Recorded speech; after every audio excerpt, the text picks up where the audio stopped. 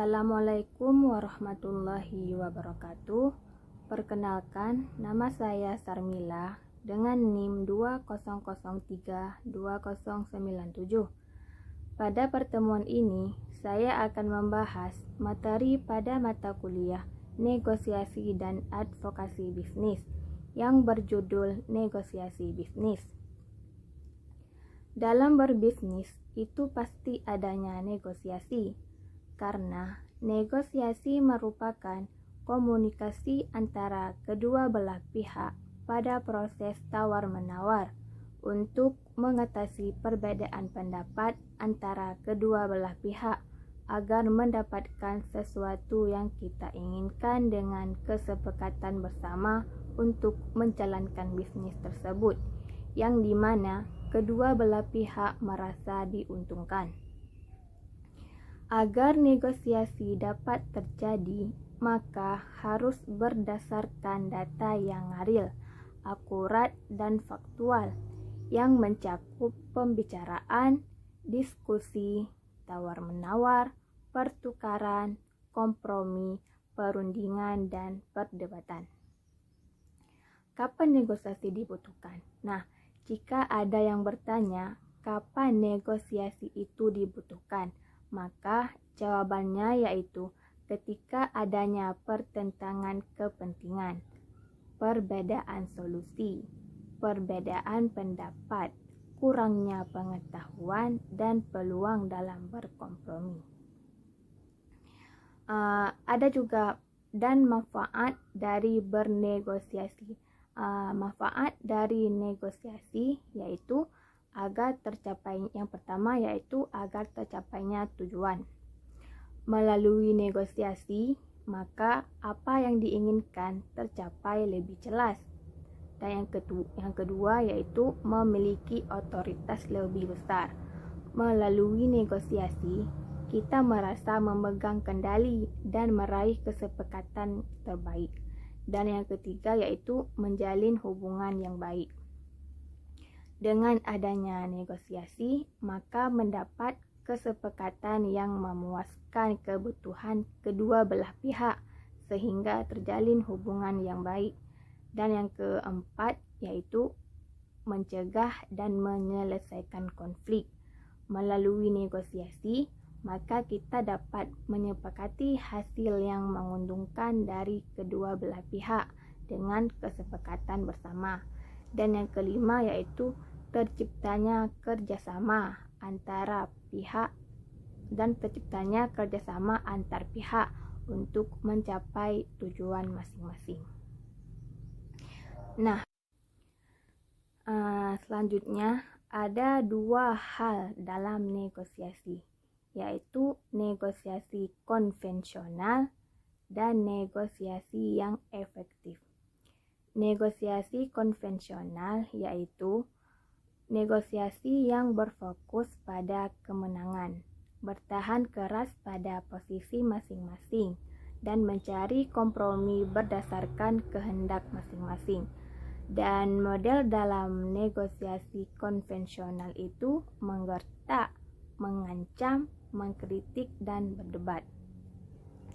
Selanjutnya itu negosiasi efektif, yaitu negosiasi yang harus mampu memisahkan perasaan pribadi dengan masalah yang dihadapi. Jangan terjebak perdebatan posisi. Buat beberapa alternatif sebelum membuat keputusan, dan kesepakatan harus berdasarkan kriteria objektif. Dalam berbisnis, kita pasti menginginkan bisnis yang berhasil, iya kan? Maka negosiasi tersebut harus sukses. Nah, jika kita menginginkan negosiasi yang sukses, ini ada beberapa elemen agar negosiasi tersebut sukses. Adapun elemen-elemen tersebut yaitu seperti sasaran yang jelas, waktu persiapan yang pas, memahami pokok masalah yang dibahas, taktik yang tepat, sikap saling menghormati, positive thinking, dan evaluasi dari hasil yang sudah disepakati agar menjadi lebih jelas. Nah, selanjutnya saya akan membahas 4 tahap atau kelompok dalam negosiasi. Dari keempat kelompok itu yaitu yang pertama adanya konektor, yang kedua penjaring, yang ketiga produser, dan yang keempat itu analiser. Di sini saya akan memberitahukan cara atau tips bernegosiasi dengan keempat kelompok tersebut. Yang pertama yaitu dengan konektor, di mana konektor itu adalah penghubung yang menghubungkan komunikasi antara pembisnis.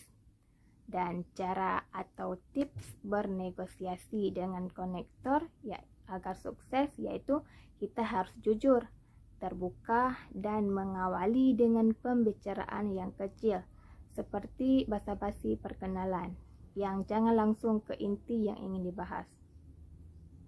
Dan yang kedua itu penjaring. Penjaring adalah sebuah proses di mana kita membangun suatu jaringan atau relasi yang menguntungkan kepada rekan kerja pelaku bisnis. Maka cara bernegosiasi dengan penjaring itu yaitu menjelaskan apa manfaat negosiasi yang kita lakukan untuk dirinya dan perusahaannya dengan pembawaan yang senang dan heboh, maka kita akan mudah memperoleh kesepakatan. Dan yang ketiga itu produser. Produser merupakan orang yang memproduksi dan mengelola bisnis.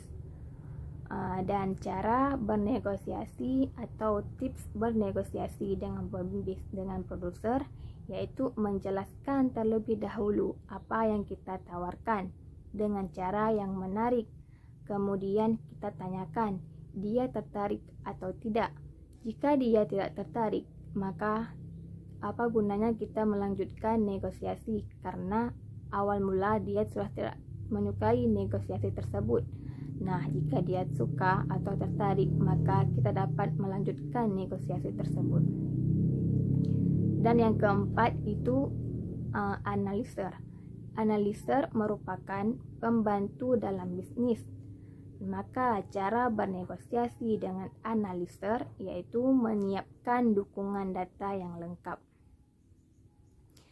Nah, cukup di sini yang dapat saya sampaikan. Lebih dan kurang saya mohon maaf. Assalamualaikum warahmatullahi wabarakatuh.